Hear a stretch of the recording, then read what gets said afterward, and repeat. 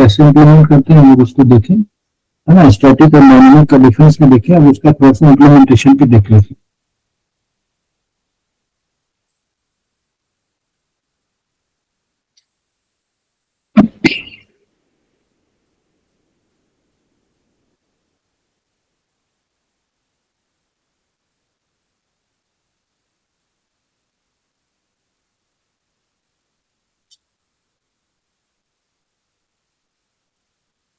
So what is dynamic memory allocation? In C programming, memory can be allocated in two ways: static memory allocation and dynamic memory allocation. जैसा कि हम लोगों ने last class में discuss किया है कि मेमोरी को दो वे में एलोकेट किया जा सकता है। एक स्टैटिक, स्टैटिक कब होता है? कंपाइल टाइम में। तो कौन करता है? कंपाइलर। अब डायनामिक मेमोरी एलोकेशन ये कौन करता है? यूजर या प्रोग्रामर। हम लोग खुद से मेमोरी एलोकेट कर सकते हैं जितनी जरूरत है उतनी, ठीक है। तो memory is allocated eight compile time, static, size can not B change during the execution. तो एग्जीक्यूशन में साइज एक बार जो हम लोग डिफाइन कर दिए उसको चेंज नहीं किया जा सकता। जैसे कि फॉर एग्जांपल हम लोग एरे प्रोग्रामिंग करके देखे थे, उस हिसाब से अगर 10 मेमोरी एलोकेट कर दिया तो 10 ही लेगा यहाँ पे। इसको मीन टाइम हम लोग उसको ये नहीं कर सकते। Dynamic memory allocated at run time, size can be change during program execution. Program execution में साइज हम ले सकते हैं अपने अकॉर्डिंगली। और जैसा कि इसने बताया कि हीप मेमोरी में स्टोर होता है और स्टैटिक मेमोरी जो है वो स्टैक मेमोरी में स्टोर होता है। और इसको हम लोग स्टैंडर्ड लाइब्रेरी फंक्शन से मैनेज कर सकते हैं। इसका नीड क्यों है? Dynamic memory allocation is required when size of data is not known at compile time. Here, efficient use of memory is needed. Large memory blocks are required. Data structure like linked list, tree, graphs are used. Memory need to be resized during execution. Execution के time में अगर memory हम लोग को resize करने की जरूरत पड़े, अगर उसको कम छोटा बड़ा जरूरत पड़े तो उसके लिए हम लोग को जरूरत पड़ता है। और उसमें हेडर फाइल क्या यूज होता है? std lib, जैसा कि हम लोगों ने डिस्कस किया।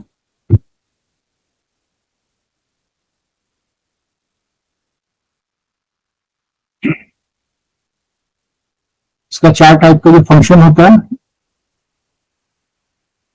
malloc, malloc allocates memory, calloc allocates and initialize memory, ठीक है। reloc resize allocate memory and deallocates memory। जैसे मान लो कि जब उसका मेमोरी का जब जरूरत खत्म हुई तो फ्री कर दिया, अगर बीच में और भी मेमोरी की जरूरत पड़ा तो वो अलग कर लिया। अब malloc फंक्शन कैसे यूज करते हैं एक बार देख ले। malloc stand for memory allocation. इसका सिंटेक्स, malloc फंक्शन, ठीक है, उसका पैरामीटर में साइज इन बाइट्स, जो जो हम लोग जिस चीज का मेमोरी में बनाना चाह रहे हैं, जिस डेटा टाइप का, उसका साइज लेंगे।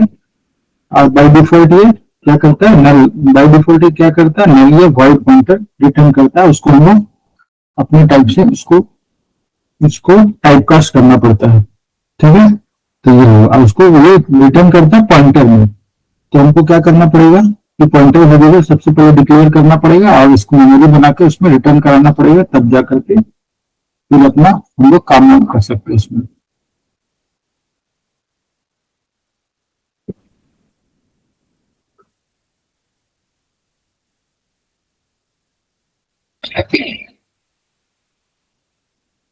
जैसे प्रोग्राम बना के देख लेते हैं इसमें। पॉइंटर सबसे पहले तो इंटीजर पॉइंटर हम लोग डिक्लेयर किए, है ना। पॉइंटर डिक्लेयर करने का तरीका पता है, स्टार और एक एन वेरिएबल, एक simple variable, normal variable declare किए। दो को हम लोग यहाँ पे डिक्लेयर किए। और एन हमको एरे एलिमेंट में जितना चाहिए, ठीक है, उतना हम यूजर से पूछेंगे। तो please enter the element total, please enter the limit, है ना। तो लिमिट एंटर किया एन में। अब जितना वो चाह रहा है, जो भी चाह रहा है, उसका हम लोग क्या करेंगे? इसको उसके डेटा टाइप से मल्टीप्लाई करके उसके पैरामीटर में, malloc का पैरामीटर में डाल देंगे। अब फिर जो भी रिटर्न करेगा वो पॉइंटर में रिटर्न करेगा, इंटीजर टाइप है, इंटीजर पॉइंटर। तो सबसे पहले चेक कर लेंगे इसको कि अगर पॉइंटर अगर नल है ना, तो यूजर को मैसेज दे देंगे मेमोरी नॉट एलोकेटेड।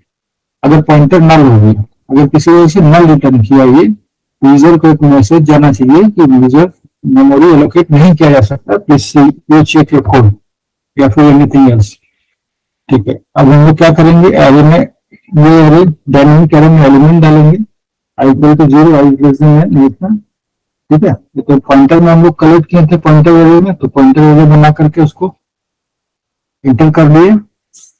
अब जो भी हम लोग इंटर किए यहाँ पे, उसी चीज को यहाँ पे हम लोग डिस्प्ले कर रहे हैं। एन का वैल्यू जो भी, एन का वैल्यू 0 से लेकर एन तक चलेगा, उसको हम लोग डिस्प्ले कर दिए हैं। तो ये सिंपल एक प्रोग्राम है डायनेमिक मेमोरी एलोकेशन का, स्टैंडर्ड प्रोग्राम है। इस प्रोग्राम में हम लोग क्या देखें कि मेमोरी एलोकेट की है ना, जितना मेरे को एन में जरूरत है, सपोज एन का वैल्यू 5 की, तो 5 × 10 बाइट मेमोरी एलोकेट कर लिया। अब उसको एक ब्लॉक में लेकर के मेलोक जो है पॉइंटर रिटर्न किया, फिर हमने उससे काम किया जैसे हम लोग पहले करते थे, और फिर उसके बाद उसको फ्री कर दिया ताकि मेरा मेमोरी एफिशिएंसी बना रहे। तो ये तो हम लोग देखे कि मेमोरी मेलॉक फंक्शन का यूटिलाइजेशन कैसे होता है, कैसे काम करता है। In the same way calloc function भी है, कैलॉक फंक्शन भी इसी तरह से काम होता है। तो कैलॉक फंक्शन को हम लोग CALLOC standard for continuous allocation, इसका नाम से ही है, क्योंकि ये क्या बोलते हैं कि कंटीन्यूअस एलोकेशन ये ब्लॉक में करता है। ये मेमोरी एलोकेशन एक ब्लॉक में करता है और ये कंटीन्यूअस एलोकेशन में करता है, अलग अलग टाइप से। तो इसमें वही है, इसमें इसका पैरामीटर में हम लोग दो वैल्यू देंगे, number of element and size of element. और बाय डिफॉल्ट इसका वैल्यू 0 रहता है। और उसमें क्या था, इनिशियलाइज मेलोक में डिफॉल्ट वैल्यू इनिशियलाइज नहीं होता, मैंने गार्बेज वैल्यू होता है। और इसमें बाय डिफॉल्ट में क्या होगा, 0 इनिशियलाइज। और वो नल रिटर्न करता है अगर फेलियर होता है तो। सिंपल वे, वही प्रोग्राम, पॉइंटर एन का वैल्यू यूजर से नहीं लिए, खुद कर दिए 5। अब यहाँ पे 5 और साइज ऑफ इंटीजर डाल दिया। उसके बाद फिर ये भी अपना वो मल्टीप्लाई कर लेगा, वहां पे हमको करना पड़ा, यहाँ पे खुद वो कैलॉक फंक्शन खुद कर लेगा। इसलिए देना पड़ा क्योंकि यहाँ पे क्या कर रहा है, कंटीन्यूअस में बना रहा है, एक साथ ब्लॉक में नहीं बना रहा। ये जितना एन है उतना मेमोरी क्रिएट करेगा अलग अलग टाइप से। तो अलग अलग मेमोरी क्रिएट कर लिया, बस तरीका अलग है, बाकी काम एक ही है, फंक्शन एक ही है।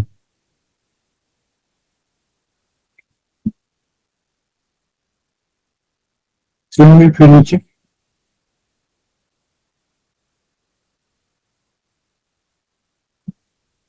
अब दोनों में डिफरेंस क्या है, ये कभी कभी एग्जाम में पूछ देता है, लिखने के लिए आ जाता है।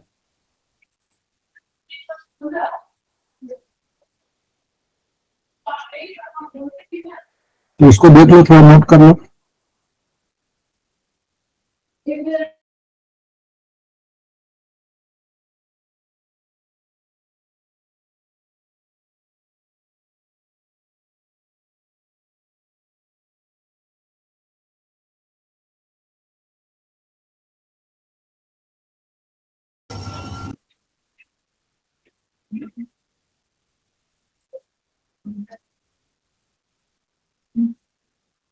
तो उसके बाद फिर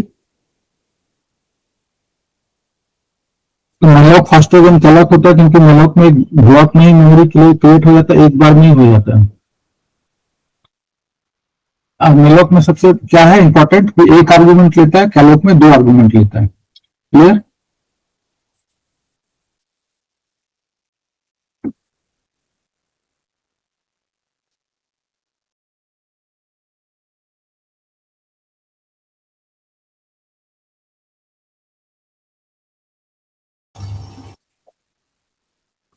यहाँ पे रीलॉक फंक्शन है। रीलॉक क्या करेगा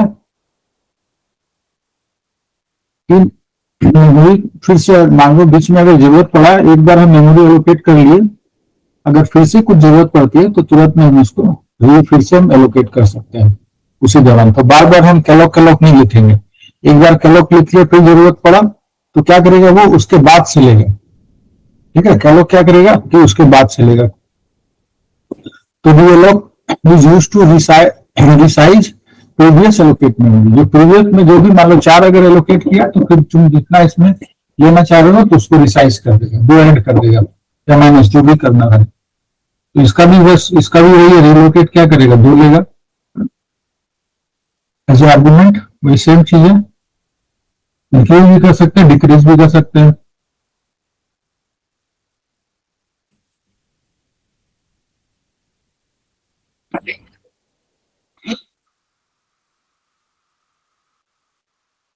अब एक प्रोग्राम देख लेते हैं यहाँ पे। सपोज एन का वैल्यू 3 रखे तो 3 इंटू साइज उसका ले लिया, पॉइंटर में रिटर्न कर दिया, नल चेक करा लिया। अब यहाँ पे 3 हो गया। फिर अब हमको दो और जरूरत है ना, तो एन का वैल्यू 5 कर देंगे। तो यहाँ पे तो आई का वैल्यू देखो है ना, यहाँ से स्टार्ट होगा 3 से लेकर 5 तक। इंटर 2 मोर एलिमेंट रीलोक कर दिया, तीन तीन तो ऑलरेडी था, 5 में से 3 दो दो उसको फिर वहां पे वो ले लेंगे, उसके हिसाब से वो काम करेगा अपने हिसाब से, दो और लोकेट करेंगे। अब फाइनल एलिमेंट को जब हम प्रिंट करेंगे 0 से लेके एन, एन का वैल्यू क्या हो गया 5 हम कर दिए थे, 0 से लेके 5 करेंगे तो हो गया काम यहाँ पे।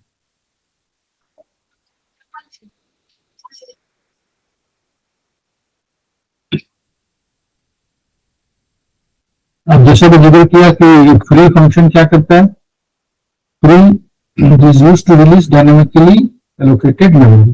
तो फ्री क्या करना पड़ेगा, जिस पॉइंटर में मेमोरी एलोकेट किया था उसको फ्री कर देंगे। तो मेमोरी अगर उसमें कुछ मेमोरी अगर ज्यादा हो गया, कुछ हो गया, अगर कुछ काम में नहीं आ रहा तो उसको हम लोग फ्री कर सकते हैं। तो ये प्रिवेंट करता है मेमोरी लीक्स को, है ना, makes memory available for reuse, फिर से मेमोरी को हमको रीयूज के लिए अवेलेबल कर देता है।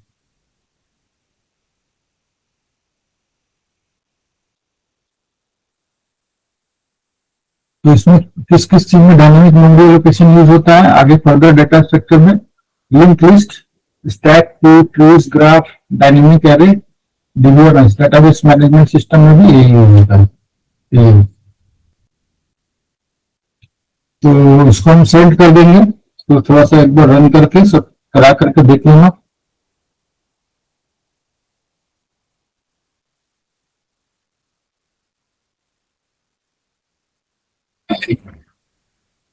ठीक है, हम लोग आगे बढ़ते हैं।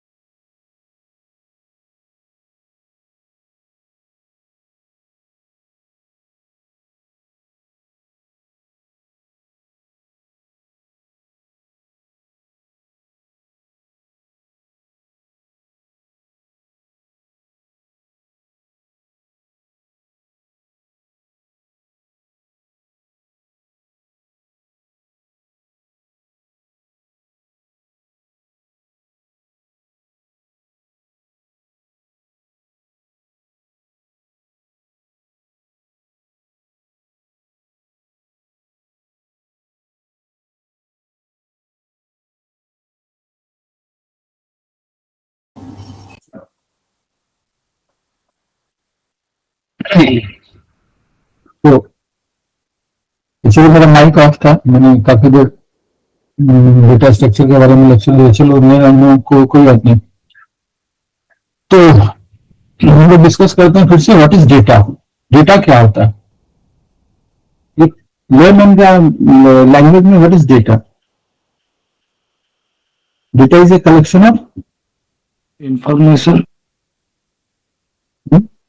collection of information and files. Information is a collection of data. Data को कलेक्ट करके एक इंफॉर्मेशन मिलता है ना। तो डेटा क्या हुआ? Data is a collection of raw fact. Raw fact का मतलब कुछ भी फैक्ट, हम लोग कुछ भी काम करें कंप्यूटर में, जो जिस रीजन से, जैसे नेम हो गया, एज हो गया, मार्क्स हो गया, है ना, आईडी हो गया, सैलरी हो गया, कुछ भी, एनीथिंग, ठीक है, anything you need to store in computer, that is called data. है म्यूजिक हो गया, पिक्चर हो गया, ग्राफ हो गया, फिल्म हो गया, कुछ हो गया, कुछ भी, साउंड हो गया, सब चीज डेटा, हमारा सब डेटा। तो डेटा को हम कहाँ पे स्टोर करके रखते हैं कंप्यूटर में? हमको पता है, इतना दिन से हम लोग डिस्कस कर रहे हैं। कोई भी डेटा कहाँ पे स्टोर होता है? पहले प्राइमरी मेमोरी में स्टोर होगा, फिर हम लोग सेव करेंगे तो सेकेंडरी मेमोरी में चल जाएगा। तो बात यह है कि अगर हम डेटा को ऑर्गेनाइज करके नहीं रखें, है ना, जैसे हम घर में कोई भी सामान रखते हैं, कपड़े अपने रखे दो चार है तो चलो ठीक है, चाहे बुक है दो चार है तो ठीक है, लेकिन ऑर्गेनाइज करके नहीं रखेंगे तो फिर क्या होगा, मेरा उसका रिट्रीवल मुश्किल हो जाएगा, हमको समय पे नहीं मिलेगा, कभी भी कोई चीज टाइम पे नहीं मिलेगा, खोजते रह जाएंगे, फिर कहाँ चला गया, क्या चला गया, पता ही नहीं मिलेगा, तो फिर मेरा काम जब निकल गया तब जाकर मुझे, तो उस समय क्या फायदा होगा। सपोज हमारे पास डेटा स्ट्रक्चर क्या है, कॉन्सेप्ट है। डेटा स्ट्रक्चर कोई लैंग्वेज नहीं है, इसको किसी भी लैंग्वेज में हम लोग इंप्लीमेंट कर सकते हैं। तो डेटा स्ट्रक्चर जानने के पहले एक लैंग्वेज पूरी पॉइंटर तक, अप टू पॉइंटर स्ट्रक्चर तक पूरा लैंग्वेज जानना जरूरी है। तो डेटा स्ट्रक्चर फिर आगे को फिर हम लोग उसको इंप्लीमेंट नहीं कर पाएंगे, समझ में भी नहीं आएगा, खासकर पॉइंटर। तो पॉइंटर क्या एक सेकेंडरी डेटा टाइप है, पॉइंटर, एरे, ये सब सेकेंडरी डेटा टाइप है। तो प्राइमरी डेटा टाइप का यूज उसमें होता है। तो जब पॉइंटर एरे जब हमको सीखना है तो फिर प्राइमरी डेटा टाइप में हमको पूरा आना चाहिए, उसका एक फंक्शन हमको आना चाहिए ताकि हमको प्रोग्राम समझ में आने लगे। जैसे अभी डायनामिक मेमोरी एलोकेशन समझ में आ गया होगा सबको मोटा मोटी, अभी हम भेजेंगे, रन करा के देखिए तो और अच्छे से समझ में आएगा। So data structure name indicates itself that organizing the data in memory. There are many ways of organizing data in memory, as we have already seen one of the data structure, that is array and C language. C language में भी हम लोग देखें कि data को कैसे structure किया, data कैसे मेमोरी में अरेंज होता है, डेटा को कैसे मेमोरी के द्वारा हम लोग रिट्रीव करते हैं और कैसे ट्रेवर्स करते हैं। एरे में हम लोग देख सकते हैं, एरे में कैसे डेटा स्टोर होता है, कंटीन्यूअस मेमोरी लोकेशन में, सेम डेटा टाइप में होता है। उसी तरह स्ट्रक्चर में भी हम लोग देखें, स्ट्रक्चर जैसे उसका अपोजिट है, यूजर डिफाइंड डेटा है, अब क्या है डिसिमिलर डेटा टाइप। इसमें एरे में सिमिलर डेटा टाइप, डिसिमिलर, इसमें कुछ भी है। तो data structure is not any programming language like C, C++, Java, it is set of algorithm that we can use in programming language. तो जैसे कि डेटा को स्टोर करने का अलग अलग तरीका है, कोई कुछ तरीका, जैसे मान लो हम लोग का भी अपना स्टोर करने का कोई भी चीज, जैसे लाइब्रेरी में बुक हुआ, अपना कपड़ा हुआ, अपना अपना तरीका है। तो अपना अपना तरीका को उससे हम उसको स्टोर करते हैं, ताकि मेरा तरीका जो है इस जगह के लिए ये तरीका सही है, उस जगह के लिए वो तरीका सही है, ये हमको आइडेंटिफाई करना पड़ेगा। तो ये अलग अलग तरीका है, इसलिए उसका जरूरत है। जैसे स्पीड के लिए हमको जरूरत है, जैसे very large amount of data को हैंडल करने के लिए हाई स्पीड प्रोसेसिंग अगर रिक्वायर्ड है ना, डे बाई डे डेटा काफी ग्रो कर रहा है, बिलियंस में, फाइल्स में कर रहा है, तो ऐसा केस में हम ऑर्गेनाइज करेंगे नहीं करेंगे तो प्रोसेसर पे भी काफी लोड आएगा, डील भी नहीं कर पाएंगे, और क्या हो जाएगा, तो फेल भी हो सकता है ना। तो डेटा का सर्च करने में, मान लो कि बहुत बल्क मिलियंस ऑफ डेटा है, उसमें सर्च करना है, तो सर्च टाइम पे नहीं होगा, बहुत टाइम लगा देगा। उसके बाद मल्टीपल रिक्वेस्ट, एक टाइम में मल्टीपल रिक्वेस्ट हम किए, thousand of users are searching the data simultaneously. एक प्रोग्राम उसको थाउजेंड ऑफ यूजर यूज कर रहा है, जैसे व्हाट्सएप हुआ, फेसबुक हुआ, ये हुआ 1000 मल्टीपल सेकेंड में 1000 ऑफ यूजर्स है। अगर उसमें हम लोग डेटा स्ट्रक्चर यूज नहीं करेंगे तो फिर उसमें फिर हमको यूजर को इतना वो जो ऐप है इतना यूजर फ्रेंडली नहीं हो पाएगा, फिर कोई इस्तेमाल नहीं करेगा। In order to solve the above problem, data structure are used. Data is organized to form a data structure in such a way that all items are required to be searched and required data. तो data structure कितने type का, तो data को structure करने के लिए दो type का डेटा हम लोग का, हमारे पास दो टाइप का डेटा है।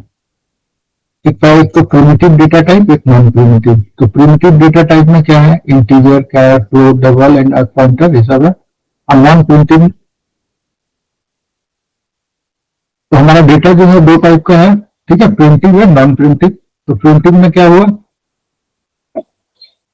प्रिमिटिव में हम लोग पढ़े उसको इंटीजर, कैर, फ्लोट। और नॉन प्रिमिटिव, ठीक है, उसमें क्या हुआ, लीनियर। नॉन प्रिमिटिव को दो भाग में हम लोग ये करेंगे, लीनियर और नॉन लीनियर, दो, है ना। तो जैसे एरे क्या हुआ, सीक्वेंस में डेटा हम लोग देखें, एरे क्या होता है, सीक्वेंस में डेटा स्टोर करता है ना, 0 से लेकर 1 तक, या फिर जो भी होगा उसको सीक्वेंस ऑर्डर में कर देगा, करके स्टोर करता है।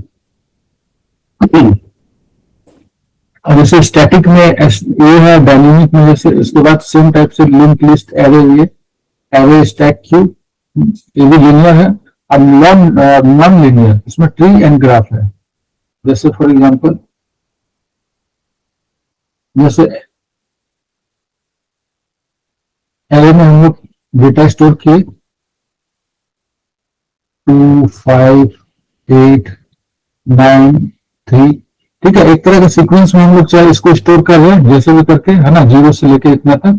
तो इससे क्या हुआ कि मान लो एक एलिमेंट से एक एलिमेंट, पहला एलिमेंट और लास्ट एलिमेंट हमको पता है, पहला एलिमेंट कहाँ 0 में है, लास्ट एलिमेंट मान लो 5 में है। तो इसका हमको प्रीवियस भी पता है और नेक्स्ट भी पता है। तो जिसका प्रीवियस और नेक्स्ट पता होता है उसको हम लोग क्या बोलते हैं, लीनियर डेटा स्ट्रक्चर। अब नॉन लीनियर क्या बोलते हैं, जैसे लीनियर, जैसे ट्री हुआ, जैसे मान लो ट्री हुआ, एक हुआ, इसका लेवल है कि हाँ, इसका लेवल यहाँ, इसका लेवल यहाँ, हमको इसका ये नहीं पता है, कौन कहाँ पे है, इसका ये नहीं पता। इस टाइप का जो है उसको क्या बोलते हैं, नॉन लीनियर। अब इस तरह ग्राफ भी होता है ना, ग्राफ में जैसे मैप होता है इस टाइप से। तो इसका हमको और छोर नहीं पता, कोई कहीं पे भी, जैसे मान लो कि जैसे यहाँ 2 हुआ तो 5 यहाँ पे है ना, 8 यहाँ पे है। तो इस टाइप से इसमें स्टोर होता है। अब हम लोग जैसे एरे में, तो एरे देखे भी है, तो लिंक लिस्ट भी उस टाइप से ही होता है, स्टैक भी थोड़ा बहुत डिफरेंस है सब में, उसे हम लोग आगे डिस्कस करेंगे।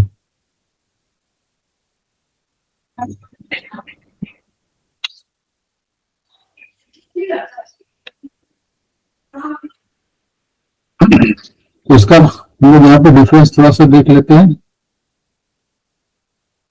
Linear data structure and non linear data structure. Linear data structure, in this data structure the elements are organized in sequence such as array, stack, queue, एक सीक्वेंस में जैसा कि हमने डिस्कस किया। और इन दिस नॉन लीनियर में क्या होता है, in this data structure data is organized without any sequence, जैसे ट्री, ग्राफ, इसमें कोई सीक्वेंस नहीं है, मल्टीपल लेवल्स में होता है। उसके बाद सेकंड में पे in linear data structure single level is involve, इसमें एक ही लेवल है, या तो इसमें एक लेवल है, रो या कॉलम होगा, है ना, एक लेवल में। लेकिन इसमें क्या लेवल नहीं, इसमें लेवल बढ़ते ही जाता है, कौन सा लेवल में कहाँ पे है डेटा, किस लेवल में है हमको पता नहीं है। इसमें मल्टीपल लेवल्स में इन्वॉल्व होता है। It is easy to implement, ये जो है इम्प्लीमेंट करना इजी होता है, और ट्री एंड ग्राफ इम्प्लीमेंट करना थोड़ा कठिन होता है। Data element can be traverse in single run only. अब इसमें डेटा एलिमेंट को ट्रेवर्स करना, जैसे हमको पता है स्टार्टिंग यहाँ एंड यहाँ, हम उसको ट्रेवर्स हम लोग यहाँ से वहां तक इजीली कर सकते हैं। लेकिन इसमें स्टार्टिंग पॉइंट हमको पता है लेकिन एंडिंग पॉइंट नहीं पता है, इसलिए data element can not be traverse in single run में नहीं, वो मल्टीपल लेवल में जाके चेक करेगा। Memory is not utilize in efficient way. इसमें लीनियर डेटा स्ट्रक्चर में मेमोरी जो है, इसमें भी कुछ मेमोरी जो है हमारा एफिशिएंट वे में हम लोग यूटिलाइज नहीं कर पाते, लेकिन इसमें जो है नॉन लीनियर में मेमोरी एफिशिएंट वे में यूटिलाइजेशन होता है। Application linear data structure are mainly application software. Linear data structure को हम लोग किसमें यूज करते हैं ज्यादातर, ये हमारा यूज का है है ना, एप्लीकेशन सॉफ्टवेयर एंड डेवलपमेंट में यूज होता है। और ये जो है तुम्हारा नॉन लीनियर डेटा स्ट्रक्चर किसमें होता है, data structure AI, image processing, ये सब में ज्यादा यूज होता है। जैसे मैप है ना, मैप हुआ, और उसके बाद जैसे मान लो कि हम लोग जीपीएस लोकेशन हो, एक लोकेशन से दूसरा लोकेशन में ये जा रहा है, ये सब यूज होता है। आर्टिफिशियल इंटेलिजेंस में यूज होता है, ये सब में ज्यादा यूज होता है। तो हम लोग जो भी एप्लीकेशन वगैरह डेवलप करते हैं उसमें डेटा का हम लोग किस हिसाब से स्टोर करते हैं, आइदर लिंक लिस्ट में करेंगे, स्टैक में करेंगे, उसके हिसाब से होता है।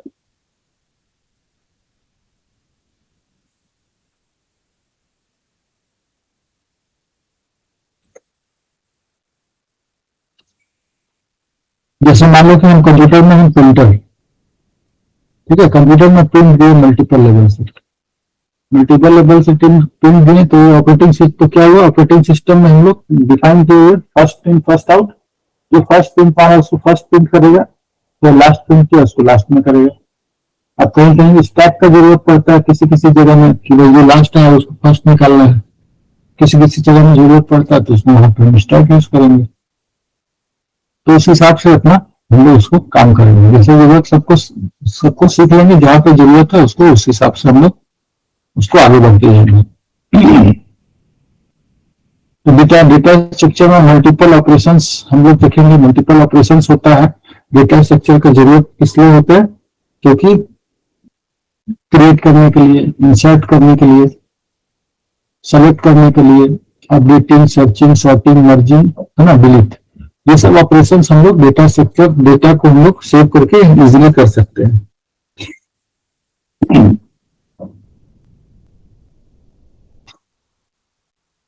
अब ये तो हम लोग देख चुके हैं डेटा स्टोरेज का नीड क्या है, efficient data storage, fast data access, memory management, है ना। इसलिए हम लोग को हर एक जो ऑपरेटिंग सिस्टम जो है उसमें से डेटा स्ट्रक्चर यूटिलाइज किया, full of utilization of data structure का।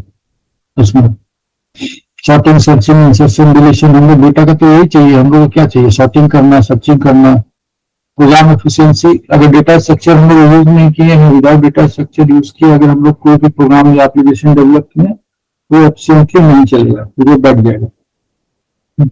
जैसे हम लोग डेटाबेस, कोई भी डेटाबेस जैसे एसक्यूएल हुआ हम लोग यूज करते हैं, पीएचपी हुआ, जो भी डेटाबेस हुआ, माइस्क्यूएल हुआ, तो डेटाबेस में जनरली जो है हमारा डेटा स्ट्रक्चर का जो थ्योरी है, जो फंडा है, वो यूटिलाइज रहता है। ऑपरेटिंग सिस्टम में भी रहता है, कंपाइलर भी उसको करता है, नेटवर्किंग में भी करता है। नेटवर्क का जो पाथ है, कौन डिसाइड करेगा किसको पहले जाना है, कौन पहले जाएगा, कौन लास्ट जाएगा, किसको पहले प्रेफरेंस देना है, किसको रुकना है, ये सब डिसाइड होता है उसमें।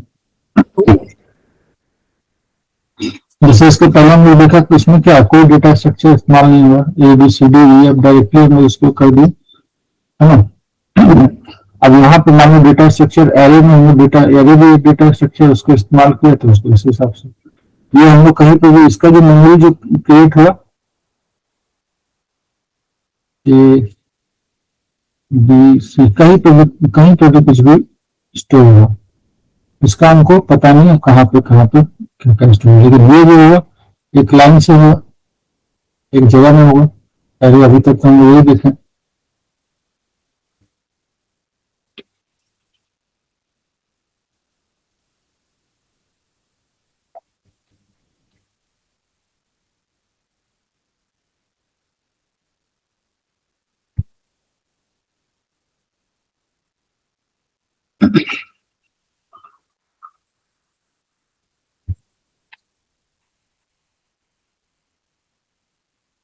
अब डेटा स्ट्रक्चर देख लीजिए। अब एल्गोरिथम क्या होगा, एल्गोरिथम, व्हाट इज एल्गोरिथम, बताओ कोई, anyone can explain about the algorithm.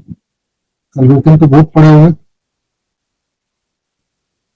Step by step solution of a problem in one words.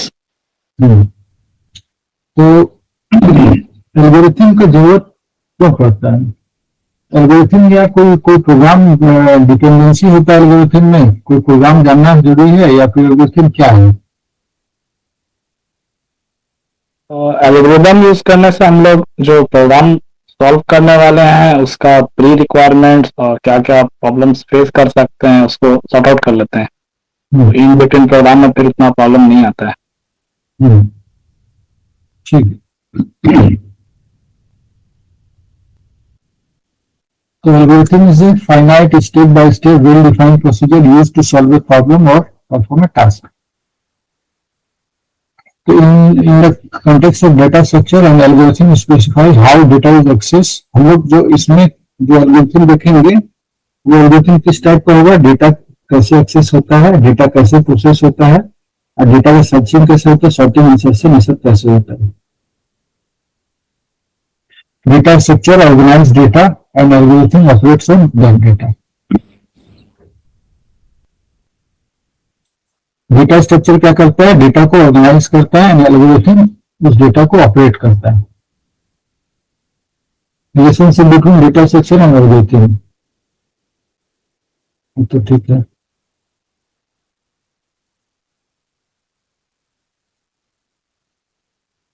अब ये सब तो आगे हम लोग पढ़ेंगे, है ना, सब डिस्कस नहीं करते. ऐसे स्टैक में हम लोग इंसर्ट डिलीशन इंसर्ट को पुश बोलेंगे, है ना, और उसके बाद पॉप बोलेंगे. इसमें इंक्लूड, इसमें इंसर्शन डिलीशन बोलेंगे.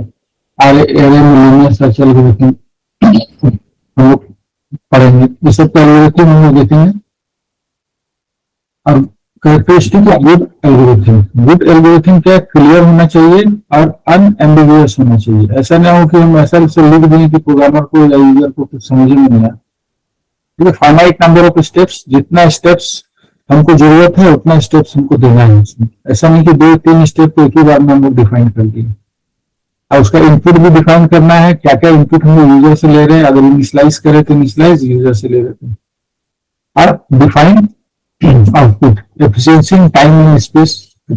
अगर टाइम और स्पेस भी हमको ध्यान रखना है, हम जो भी हम लोग यूज कर रहे हैं एल्गोरिथम में, जो भी डेटा स्ट्रक्चर बना रहे हैं, तो उसका टाइम और स्पेस के बारे में. ऐसा नहीं कि हम मल्टीपल मल्टीपल वेरिएबल्स हम डिक्लेयर कर दिए, मल्टीपल से डिक्लेयर कर दिए, तो उससे क्या होगा, टाइम एंड स्पेस मेरा फिर एफिशिएंटली काम नहीं करेगा. स्पेस भी ज्यादा ले लिया और टाइम भी ज्यादा ले रहा है. तो हमको कोशिश करना है कि जितना कम से कम वेरिएबल को यूज करते हुए, कम से कम मात्रा में यूज करते हुए उसको उसके हिसाब से. जैसे रियल लाइफ एग्जाम्पल में हम लोग एक तो देखते हैं एल्गोरिथम में मेकिंग टी, है ना. मेकिंग टी, अगर हम बोलेंगे कि मेकिंग टी का एल्गोरिथम बनाओ, कोई एक अननोन पर्सन है उसको हम लोग ये दे दिए, तो क्या वो चाय बना पाएगा? सबसे पहले क्या करेगा, boil water, add tea leaves, add milk and sugar, boil for few minutes. ठीक है, पॉर इनटू कप. ये 5 स्टेप में हम एक चाय बनाने का एल्गोरिथम मेरे पास में हाजिर है. पहले स्टार्ट होगा, एंड होगा. तो इतना स्टेप में मोटा मोटी हम लोग उसको काम कर सकते हैं एक एक. इसी तरह से अगर कोई भी हम प्रोग्राम का या किसी भी चीज का एल्गोरिथम बनाएंगे तो उसको हमको फाइनाइट नंबर ऑफ स्टेप्स में ना, ऐसा ना हो कि हम लोग उसको लिखते जा रहे, कोई इसका ये नहीं है. तो फाइनाइट होना चाहिए, क्लियर अंडरस्टैंडिंग होना चाहिए.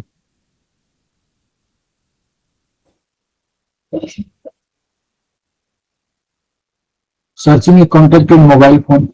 हम लोग क्या करेंगे, स्टार्ट करेंगे मोबाइल, कॉन्टेक्ट लिस्ट खोलेंगे, नाम टाइप करेंगे, compare type text with stored contact. जैसे मान लो हम लोग 2-3 कैरेक्टर टाइप किए तो उसके हिसाब से फिर कंपेयर करेंगे, हाँ ये हम खोज रहे थे, तो उसको फिर हम लोग डिस्प्ले फिर करेंगे. ठीक है. उसमें जो डेटा स्ट्रक्चर यूज हो रहा है, मान लो कि मोबाइल फोन में, उसमें क्या लिस्ट में या एरे में यूज हो रहा है एल्गोरिथम. और जो सर्च जो हो रहा है, कौन सा सर्च हो रहा है, लीनियर सर्च उसमें इस्तेमाल किया गया. मोबाइल का जो कॉन्टेक्ट में जो सर्च इस्तेमाल करता है, लीनियर सर्च इस्तेमाल किया हुआ. तो लीनियर सर्च क्या होता है, सब हम लोग देखेंगे. अब जैसे टेक्निकल एग्जांपल हम लोग को देखते हैं लीनियर सर्च का.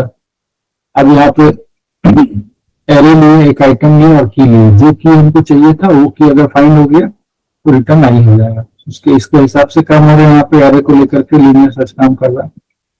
अब ये, तो ये सब चीज हम लोग, ये तो हम लोग स्टैक में देखेंगे, अभी इसको छोड़ देते हैं.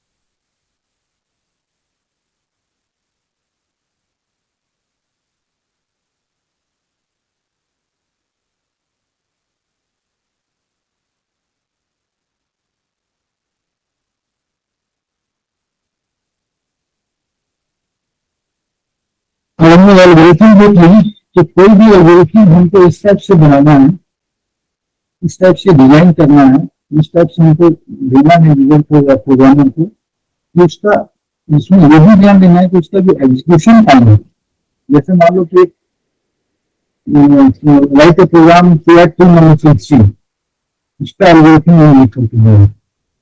तो हमको ये देखना है कि कितना कम से कम मात्रा में हम इसमें वेरिएबल डिक्लेयर करें और उसको एग्जीक्यूट करने में कम से कम जितना जल्दी हो एग्जीक्यूट कर दें वो, है ना। तो ये सब चीज का हमको उसको ध्यान रखना पड़ता है। तो उसके लिए हमको कॉम्प्लेक्सिटी, टाइम कॉम्प्लेक्सिटी, तो थोड़ा टाइम कॉम्प्लेक्सिटी होता क्या है और स्पेस कॉम्प्लेक्सिटी होता क्या है, तो ये सब के बारे में हमको थोड़ा सा ध्यान रखना पड़ेगा। क्योंकि ये कॉन्सेप्ट है, इसको नोट्स ले पढ़ लेना, फिर भी हम थोड़ा सा यहाँ पे हम डिस्कस कर ले रहे हैं। Execution time is total time taken by program to run completely, है ना। एक प्रोग्राम को रन करने में जितना टाइम लगता है उसको क्या बोलेंगे, एग्जीक्यूशन टाइम। तो ये तो माइक्रो मिली सेकेंड में लगता है, हमको पता नहीं चलता तो ये प्रोग्राम रन कर लिया। लेकिन हम कोई ऐसा हम लॉजिक नहीं लिख दें या फिर हम इतना सारा वेरिएबल्स नहीं डिक्लेयर कर दे कि मेरा प्रोग्राम जो है जहाँ पे माइक्रो मिली 5 माइक्रो मिली सेकेंड में होना है वहां पे मेरा टाइम बढ़ गया, 10 में हुआ, 15 में हुआ। तो हमको इस चीज का ध्यान रखना है। तो क्या क्या फैक्टर है जो हम लोग एक्जीक्यूशन टाइम को जो अफेक्ट करता है। पहला इनपुट साइज, जो भी हम इनपुट कर रहे हैं उसका साइज देखना है कि उसका साइज क्या है, उसके हिसाब से हमको डेटा टाइप या जो भी हमको यूज करना है। एल्गोरिथम क्या यूज हम कर रहे हैं, किस टाइप का एल्गोरिथम बना रहा है, किस टाइप का डेटा स्ट्रक्चर, कहाँ पे जो हम बोले थे डेटा, क्या डेटा स्ट्रक्चर हम यहाँ पे इस्तेमाल करेंगे, ये एरे में रखना इसको ठीक रहेगा या फिर यहाँ पे लिंक में रखेंगे, स्टैक में रखेंगे, या फिर लीनियर छोड़ के फिर हम लोग क्या करेंगे, नॉन लीनियर में रखेंगे या ट्री में रखेंगे, ग्राफ में रखेंगे, हैश बनाएंगे, इस पर क्या बनाएंगे। ये सारा चीज को हमको सिलेक्शन पहले ही करना होता है। तो सीपीयू का स्पीड भी है, सीपीयू का स्पीड के लिए भी हमको जो है उसका एग्जीक्यूशन टाइम का ध्यान रखना है। कंपाइलर भी ऑप्टिमाइजेशन, कंपाइलर भी सही तरीके से काम करे, अपना ये में काम करे, ऐसा ना हो कि भाई कंपाइलर में कंफ्यूज हो गया, कंपाइलर को भी इतना टाइम लगाना पड़ेगा उसको एग्जीक्यूट करने के लिए। तो एग्जीक्यूशन टाइम का फॉर्मूला क्या हुआ कि इंस्ट्रक्शन काउंट, जो भी प्रोग्राम में जितना इंस्ट्रक्शन काम किया, जैसे मान लो ये नंबर्स ऑफ इंस्ट्रक्शन है एक प्रोग्राम में, है ना, 1 2 3 4 5 6, तो इंस्ट्रक्शन काउंट कितना, 1 2 3 इंस्ट्रक्शन काउंट टाइम पर सेकेंड। अब इसमें एक में कितना टाइम लगेगा, इसमें कितना टाइम लगेगा, इसमें कितना। अगर मान लो कि मेरे को ये इसकी जरूरत नहीं है, ये इसको अननेसेसरी बना के इसको हम रिमूव भी कर सकते हैं यहाँ पे, जैसे यहाँ। अब जैसे i इक्वल टू 0, 0 से लेके n तक ये लूप चलेगा, तो इसमें एक्जीक्यूशन टाइम कम लगेगा कि ज्यादा लगेगा, इसमें एक्जीक्यूशन टाइम n टाइम्स बढ़ गया मेरा, पता नहीं हमको कि इसमें एक्जीक्यूशन कितना होगा, ये मेरा डिपेंड करता है n के ऊपर, है ना। Execution time increase n increase, जैसे जैसे n का वैल्यू मतलब 10 रहेगा, मेरा एक्जीक्यूशन टाइम रहेगा, मान लो n का वैल्यू 50 रहेगा तो एक्जीक्यूशन टाइम बढ़ गया, n का वैल्यू 70 बढ़ गया, n का वैल्यू 5 है तो कम हो गया। तो एक्जीक्यूशन टाइम डिपेंड करता है n के ऊपर यहाँ पे। तो इसके लिए फिर हमको क्या करें, एल्गोरिथम का एनालिसिस करना पड़ेगा, एनालाइज करना पड़ेगा कि हमको कैसे क्या कर रहे हैं, क्या क्या इस्तेमाल करें, क्या क्या टेक्निक इस्तेमाल करें हम, क्या क्या, तो ये सब चीज देखना होता है।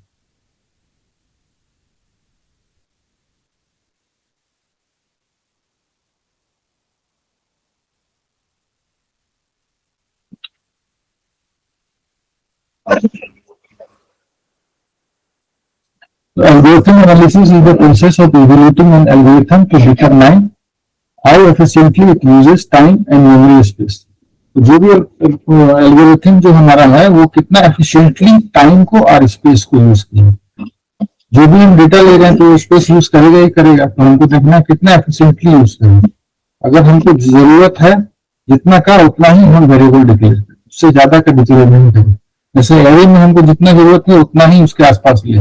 अगर हमको लग रहा है कि इसमें जैसे नेम है, नेम में एरे नहीं लेकर के मान लो हम लोग डायनेमिक मेमोरी एलोकेशन वहां पे लिया, उसके हिसाब से हम लोग काम कर रहा है। तो वो हमको डिसाइड करना है। In data structure algorithm analysis help us to compare different algorithm and choose the most efficient one of solving a problem.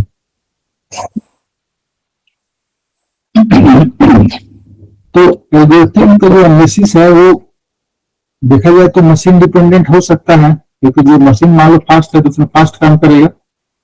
ठीक है, जैसे मान लो मेरा मान लो तो i7 मशीन है या फिर उससे सुपर कंप्यूटर है तो उसमें थोड़ा फास्ट काम करेगा। लेकिन एल्गोरिथम एनालिसिस को हमको मशीन से मतलब नहीं है, मशीन का डिपेंडेंसी नहीं होना चाहिए। मेरा एल्गोरिथम का वो टाइम कितना लग रहा है, मशीन चाहे कोई भी हो, लेकिन मेरा हम जो प्रोग्राम लिख रहे हैं वो कितना टाइम लगेगा। चलो ठीक है, मतलब मशीन मेरा अच्छा है तो मशीन फास्ट करेगा, लेकिन इन जनरल मेरा कितना टाइम लगेगा। तो हमको प्रिडिक्ट करना एफिशिएंसी, कंपेयर क्या करना है, हमको उसका एफिशिएंसी को प्रिडिक्ट करना है विदाउट यूज एनी मशीन। और क्या देना है, सेलेक्ट बेस्ट सोल्यूशन देना, जो भी बेस्ट सोल्यूशन देना। तो इसके लिए हमको दो चीज की जरूरत होगा, एक टाइम एनालिसिस करना पड़ेगा और एक स्पेस एनालिसिस करना पड़ेगा। तो टाइम एनालिसिस, स्पेस एनालिसिस क्या होता है, तो सबसे पहले हम लोग देखेंगे कि एल्गोरिथम कॉम्प्लेक्सिटी क्या होती है। तो algorithm complexity is measure of resource required by algorithm to solve the problem. जो भी रिसोर्स एक एल्गोरिथम में रिक्वायर्ड है प्रॉब्लम को सॉल्व करने के लिए, है ना। जैसे कि यहाँ पे बताया एम का जो एग्जाम्पल है, जैसे जैसे उसका इनपुट साइज इंक्रीज करेगा तो उसका ये भी इंक्रीज करेगा। Time complexity and space complexity. Algorithm complexity tell us how efficient an algorithm is. Time complexity क्या होता है,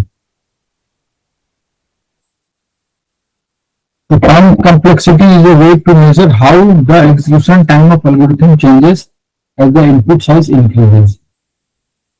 तो वो क्या बनाता है, जैसे इनपुट साइज इंक्रीज करेगा तो उसके बाद उसका एग्जीक्यूशन टाइम कितना चेंज हो रहा है। तो इसका हम लोग को एनालिसिस करना पड़ेगा। ऐसा नहीं है कि हमको यहाँ देखना पड़ेगा, अगर हम यहाँ पे एम ले रहे हैं, यूजर से इनपुट करा रहे हैं तो उसमें कितना टाइम लग सकता है, ये हमको उसका टाइम का एनालिसिस करना पड़ेगा। तो it does not measure actual time in second but counts the number of basic operations, है ना। एग्जैक्ट में सेकंड में नहीं, लेकिन उसका बेसिक ऑपरेशंस जो हो रहा है, क्या कर रहा है, उसको हम लोग काउंट कर सकते हैं। Simple words, time complexity tell us how fast an algorithm runs for larger inputs. Why time complexity is important? It helps to choose the most efficient algorithm, predicts performance of large data। जहां पे large data का performance को predict करना है हमको, जहां छोटा मोटा डेटा है उसमें दिक्कत नहीं है, छोटा मोटा डेटा को तो ऐसे ही हैंडल कर लेंगे। जैसे छोटा मोटा प्रोग्राम, फैक्टोरियल का प्रोग्राम है, फिबोनाची सीरीज का प्रोग्राम है, एकदम छोटा मोटा डेटा है, उसके लिए तो दिक्कत नहीं। यहाँ पे हम लार्ज स्केल में हम लोग प्रोग्राम देख रहे हैं तो वहां पे टाइमिंग को हम लोग को ध्यान में रखना पड़ेगा। जैसे कि मान लो कि हम लोग क्या करते हैं, मार्केट में जाते हैं, छोटा मोटा सामान खरीदे 10, 20, 50 रुपया, 100 रुपया, 500 रुपया का, तो हम लोग उसको उतना ध्यान नहीं देते हैं कि इसको कितना पैसा लग रहा है, क्या लगा, ऐसे खरीद लिया।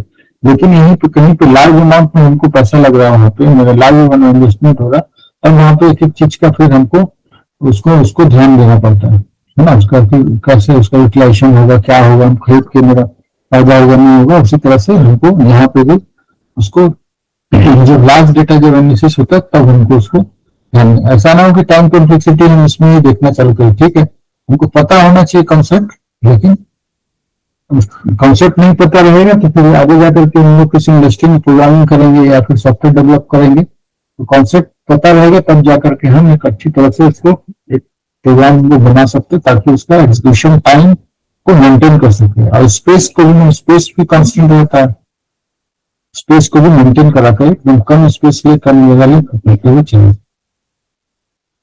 Next, programme scalable. प्रोग्राम को और भी स्केल कर सकते हैं हम। इंडिपेंडेंट मशीन स्पेस, जैसे एग्जांपल में देखते हैं प्रिंटिंग एलिमेंट्स इन एरे।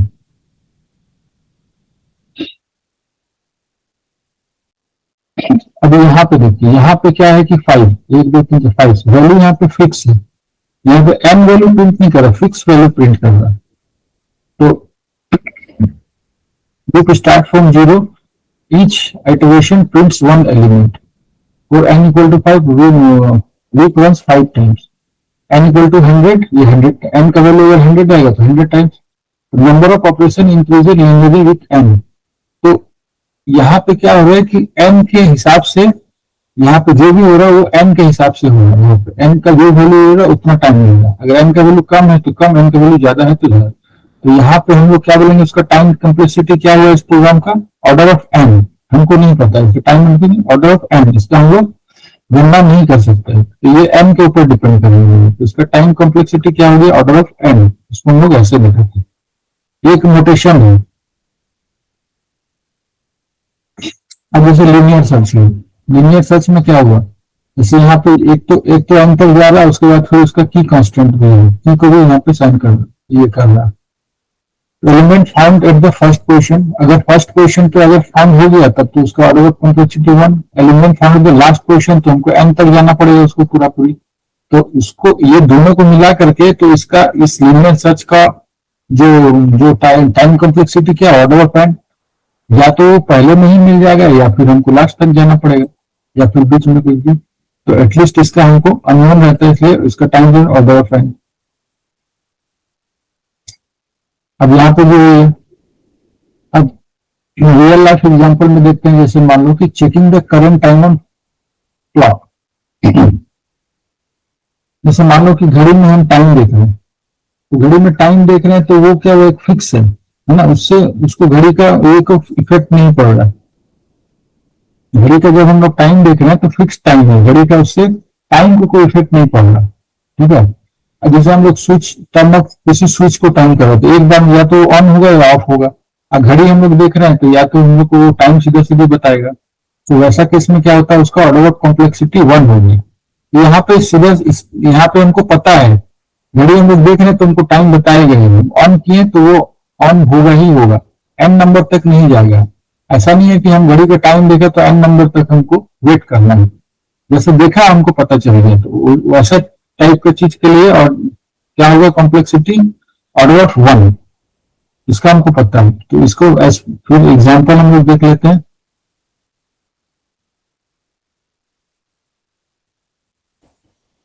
देखिए कांस्टेंट यहाँ पे हुआ, कांस्टेंट हो गया, जैसे एरे 5 एलिमेंट लिए, एरे 2। अब एरे 2 हमको क्या हुआ कि एरे 2 में तो 0 1 to 30 है, तो 30 है तो चेंज नहीं होगा। यहाँ पे अगर यहाँ पे सीधे सीधे प्रिंट करेगा 30 तो इसमें कम टाइम लिया। The program directly access array 2, no loops और रिकर्सन इन्वॉल्व। यहाँ पे लूप्स और रिकर्सन इन्वॉल्व होगा, वहाँ टाइम कॉम्प्लेक्सिटी ज्यादा हो जाएगा, ऑर्डर ऑफ n पे आ जाएगा। तो इस टाइप से चलेगा। सबसे पहले मान लो हम सिंपल वेरिएबल लिए, सिंपल वेरिएबल डिक्लेयर किए, तो यहाँ पे टाइम कॉम्प्लेक्सिटी सबसे कम लगा। मान लो ए बी सी, हमको पता है इसमें कितना वैल्यू क्या है, जैसे जैसे यहाँ पे तो इसको हुआ ऑर्डर ऑफ 1। जैसे जैसे हम बढ़ते जाएंगे, मान लो कि n की वैल्यू, अगर हमको n का वैल्यू देना है तो इसका फिर ऑर्डर ऑफ n हो गया, इसके हिसाब से काम करा। तो यहाँ पे क्या हुआ कि एक ही ऑपरेशन परफॉर्म किया, n ऑपरेशन परफॉर्म नहीं किया यहाँ पे, तो इसका ऑर्डर ऑफ कॉम्प्लेक्सिटी क्या होगा, 1 होगी।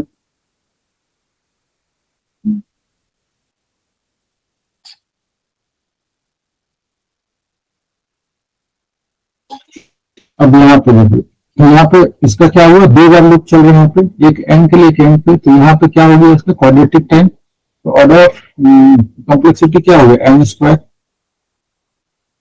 अब यहाँ पे क्या है, मेरा हाफ में होगा n log n, इसमें जैसे मान लो कि input side reduces by half, input size को हम लोग हाफ से रिड्यूस कर रहे हैं, आधा आधा मिड में। तो इस टाइप के चीज के लिए क्या होता है, ये ऑर्डर ऑफ लॉग n, इस टाइप का कॉम्प्लेक्सिटी ये हुआ।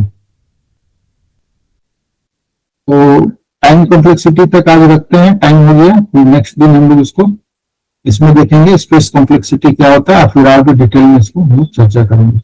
अब तक के लिए हम इसका नोट्स भेज देंगे, इसको पढ़ लेना, उसके हिसाब से फिर अपना देख लेना। तो डायनेमिक मेमोरी एलोकेशन का भी नोट्स अभी हम भेज देंगे, तो पढ़ाई करके फिर नेक्स्ट क्लास में हम लोग डिस्कस करते हैं।